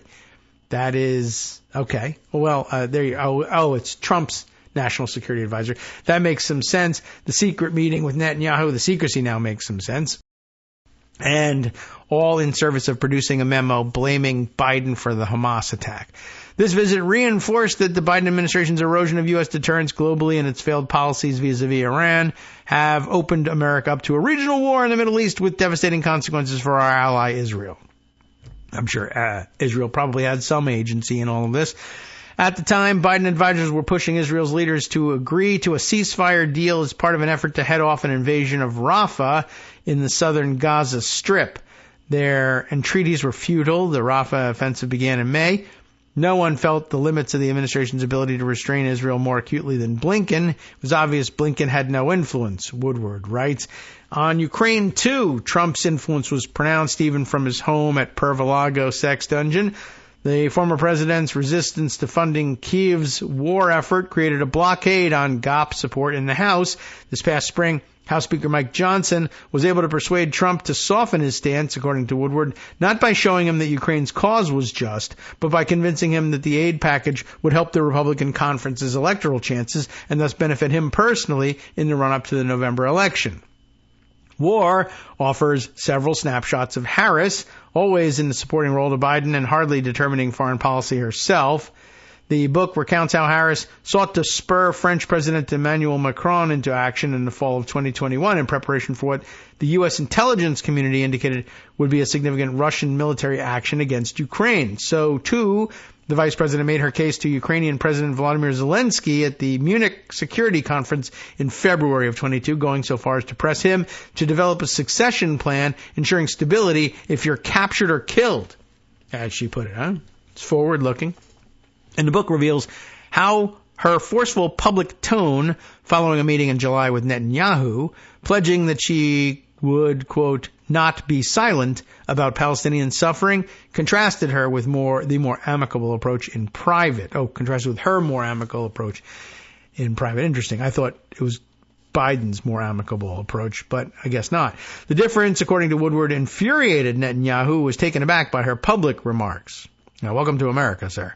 From the Israeli viewpoint, however, Harris had little responsibility for the administration's approach to the conflict. Until now, I didn't feel that Vice President Harris had any impact on our issues. Michael Herzog, the Israeli ambassador in Washington, is quoted as saying about the period before Harris replaced Biden on the ticket, she was in the room, but she never had an impact. It's not her job. Of course, as for Trump's own decision-making process on foreign affairs when he was commander-in-chief, the book shows how he took in a wide range of viewpoints, including from people without relevant experience. During a high-level meeting about Afghanistan, held at one point in the Situation Room, Trump went around the table to ask everyone's opinion. Mr. President, I'm the note taker, one person deflected. How about you? What do you think? Oh, my goodness. Okay. Oh, no, Trump replied. If you're in this room, you're talking. The note taker briefly shared her views. Interesting. Maybe that's not the worst thing in the world. War presents the withdrawal from Afghanistan in the summer of 2021 as a wound for the Biden administration that would shape its response to other international flashpoints. The debacle, which really wasn't one, but, in which the U.S. intelligence failed to foresee how quickly the Taliban would seize power, although I don't know how you missed that, elicited sympathy from the architect of the initial 2001 invasion, George W. Bush, who told Biden, according to the book, oh boy, I can understand what you're going through. I got expletive by my intel people too. Okay? It's fun to try and guess. I mean, I think everyone knows what expletive, but just trying out different ones in there, it's entertaining, right? Yeah, just, you try. I got blank by my intel people too. Now, it's blanked. It should be ED. But, whatever. Just try out some different ones and you'll think it'll be funnier. Woodward contrasts the intelligence failure in Afghanistan to the remarkable insight gained by American spies into Russian plans ahead of its full-scale invasion into Ukraine in 2022. I mean, they had annexed large portions of Ukrainian territory several years earlier, so I don't know how, predictive that was. But anyway, let's see. I'll just move forward a little bit here. The book shows how Biden's early decisions, which were sometimes in conflict with the judgments of his closest advisors, shaped the course of the war. Foremost was his public vow that Washington would not commit troops to the conflict, which took a key bargaining chip off the table but laid down a marker for the American public, wary of new foreign entanglements. Biden, according to Woodward, felt past Russian aggression had been badly mismanaged by his predecessors, including the one he had served, Barack Obama. Barack never took Putin seriously, Biden told a close friend. Well, maybe. It's easy to see how that could have happened. Biden's own blunders were costly, the book reveals. In January of 2022, he seemed to undercut American resolve by raising the possibility that Russia might seek only a minor incursion, although they had already annexed, Crimea and more or less annexed the Donbas region. But okay, his national security advisor, Jake Sullivan, had to do damage control with counterparts in 9 NATO countries, in addition to Japan, Woodward reveals. He writes that Biden's most delicate diplomacy, however, involved seeking to foreclose Russia's nuclear option. In the fall of 2022, that option seemed like a live one, as U.S. intelligence agencies reported that Putin was seriously weighing the use of tactical nuclear weapons, at one point assessing the likelihood at 50%. An especially frantic quest to bring Moscow back from the brink came in October of that year, when Russia appeared to be laying the groundwork for escalation by accusing Ukraine of preparing to detonate a dirty bomb. Biden's team confronted similar hair-raising moments with the Israelis, Woodward reports, foreshadowing Netanyahu's recent campaign against Hezbollah, the Lebanon-based militant group and Iranian proxy, in an explicit rejection of U.S. calls for a ceasefire. In a parallel of unsubstantiated Russian claims of Ukraine's intention to use a dirty bomb, the Israelis seemed poised in the days after October 7th, 2023, to launch a preemptive strike against Hezbollah based on what American experts deemed phantom warnings of Hezbollah mobilization along Israel's northern border. The Israelis always do this, was the reaction of Brett McGurk, Biden's Middle East coordinator, according to the book. They claim, we got the intel, you'll see it, but like 50% of the time the so-called intel doesn't actually show up. Apparent drones reported by the Israelis turned out to be birds. Yet the book also shows how the Biden administration did little to alter its policies toward Israel, even as senior U.S. officials abandoned their belief that the government in Jerusalem was operating in good faith. Already in the days after October 7th, Blinken's impression of Defense Minister Yoav Gallant's approach was, it doesn't matter how many people die. I have a mission to eradicate Hamas, and it doesn't matter how many Palestinians die. It doesn't matter how many Israelis die. Oh my. Biden, according to Woodward, was cautious about setting limits on Israel's conduct, lest Netanyahu blow past them, and he did. In a one-on-one call in April, Netanyahu promised Biden that the Rafah offensive would take only 3 weeks, a vow the president never took seriously. It'll take months, Biden replied. To associates, Biden complained that Netanyahu was a liar, only interested in his own political survival. What do you know? That we have one of those in our country. And he concluded the same of the prime minister's associates, saying that 18 out of 19 people who work for Netanyahu are liars. I don't know if that was supposed to be like a statistic or whether they had a specific 19 in mind, but okay.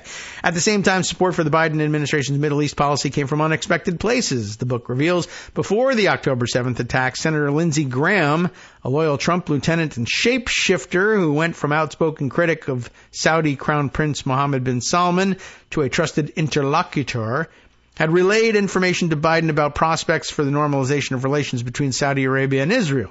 Graham believed normalization was best completed under Biden, arguing that congressional Democrats would be reluctant to lend support to a Trump-sponsored initiative. Probably true. Graham promised he could deliver the Republican votes. After October 7th, Graham continued to engage with the Crown Prince during a March visit by the senator to Riyadh, which is recounted by Woodward. Graham proposed a phone call with Trump. So the Crown Prince pulled out a burner phone labeled Trump 45. Wow. In earlier meetings, I guess he wasn't burning the burner phone, though, till after. Or maybe he had a new one, just in case he needed to talk to Trump and then burn it. In earlier meetings, the Crown Prince had brandished other such devices, including one labeled Jake Sullivan for Biden's national security advisor. During the March call with Trump conducted by the Crown Prince over speakerphone, while Graham was present, the former president teased the senator for once calling for the Saudi royals' ouster over the assassination of Washington Post columnist Jamal Khashoggi, which the CIA concluded Mohammed had ordered. Graham brushed it off, professing to have been wrong about the autocrat. He's in the room with the guy. Hey, you know what's really funny, Mohammed? The guy sitting next to you says you're a murderer. What are you going to do about that? Gulp. Well, he doesn't care. He sent people to murder his vice president. Do you think he cares about having Mohammed bin Salman murder a U.S. senator? I mean, I think that'd be out of the question, but it certainly wouldn't concern Trump at all. The royal court in Riyadh, however, is not the comparison Graham uses when describing visits to Trump's residence at Mar-a-Lago. According to Woodward, the senator invokes an even more brutal form of authoritarianism.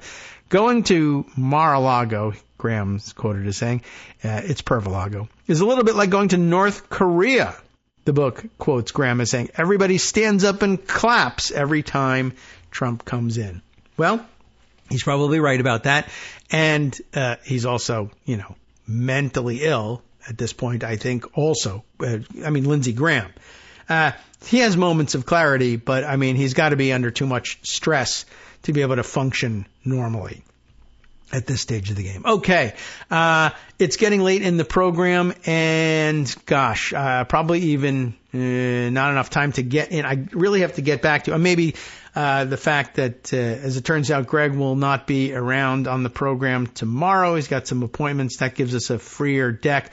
We got to start catching up on some of the pre-recorded segments that Steve Satig and Seth Chipman have sent to me. I was prepared to roll those. They're a little lengthy, and so it's hard if you don't remember until the end of the show. Or even if you're at the beginning of the show, there's so many things you want to get to. It's hard to work those in, but I really do want to make time for them. And we'll have Thursday and Friday wide open for getting into that. All right. What other things might we want to include before we wrap up? How about this? I have, for one thing, an email or two from our frequent correspondent, Jeremy Freiberger, that require inclusion on the air before it gets too damn late in the election cycle. And there's one from way back. We're losing ground here. It's October 9th now. This from September 29th. But really should get it out and on the record. Let's see. One point in this email, after hearing you recite my claim, Jeremy says, that, quote, any competent Democrat at the top of the ticket would produce roughly the same result, unquote, that I've been predicting, that is a big swing towards the Democratic candidate. I had to stop and acknowledge that this was somewhat flippant of me. And it's been a while, so people had probably forgotten and forgiven that statement anyway, and now I'm drumming it all back up again. But points for the honesty, even though you thought I would probably bring this up earlier. But he does say, after all, a 59-year-old who was also a woman and a person of color and a former prosecutor and the daughter of two immigrants and a long-serving elected official who served notably in the U.S. Senate and happens to be our current vice president, well, that person would be quite uniquely positioned to draw a stark contrast with her opponent and his running mate. Kamala Harris might be the best imaginable candidate for this moment, and thus I apologize to anyone whom I may have offended.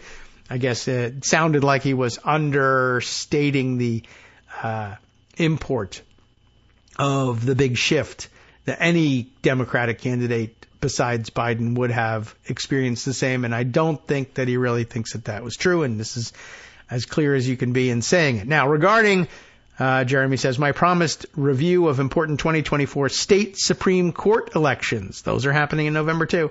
32 states are hosting such contests, and each one of those races is arguably of unique importance. Liberals need to hold each judicial seat that they currently have and win each race currently held by a conservative. That might be a bit of a stretch to win every one of them, but you need to vote that way for sure. Do not forget. I don't think anybody listening to this show would forget to fill in ballots, down ballot. But, yeah, just keep in mind the judicial races and talk to your friends and neighbors about it. Don't just talk about how much Trump sucks and how you can't wait to vote for Kamala Harris.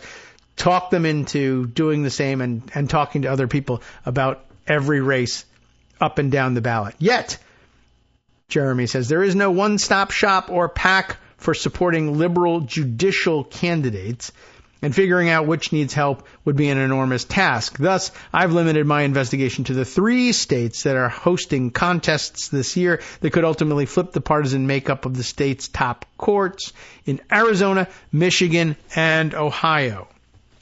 No doubt, 3 top targets. There are, I think, you'll find others targeting down ballot races who will say that they've spent some time on targeting the judicial races as well.